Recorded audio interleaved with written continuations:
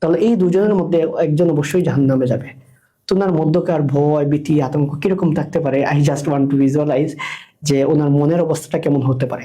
পরবর্তীতে দেখা যায় আর রাজেল ইবনে উনফুয়া তিনি এই যে বন্ড নবী মুসাইলামা কাজ্জাব, সেই মুসাইলামা কাজ্জাবের দলে যোগ দেন এবং যোগ দেওয়ার পর উনি আল্লাহ রাসূল সাল্লাল্লাহু আলাইহি ওয়াসাল্লামের রিসালাতকে অস্বীকার করেন। এটা হলো কাফির হওয়ার অন্যতম একটা, যেসব কারণে মানুষ কাফির হয় তার মধ্যে একটা জিনিস আল্লাহ রাসূল সাল্লাল্লাহু আলাইহি ওয়াসাল্লাম নবী হিসেবে না মানা, শেষ নবী হিসেবে স্বীকৃতি না দেওয়া। সে আর রাজেল ইবনে উনফুয়া উনি দেখা যায় মুসাইলামা কাজ্জাবের দলে যুক্ত হন এবং তার মানে উনি মুরতাদ হয়ে যান।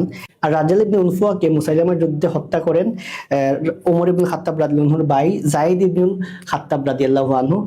তার মানে এই যে দুইজন মানুষ ছিলেন, সেই দুইজন মানুষের মধ্যে একজন মানুষ হলো গিয়ে মুরতাদ হন এবং সেই মানুষটা মুসাইলামা কাজ্জাবের দলে যুক্ত হয়ে ঈমান হারা হন এবং তাকে হত্যা করেন একজন সাহাবী যায়েদ ইবনে খাত্তাব রাদিয়াল্লাহু আনহু। তো আবু হুরায়রা রাদিয়াল্লাহু আনহু এই ঘটনা দেখার পর তখন তো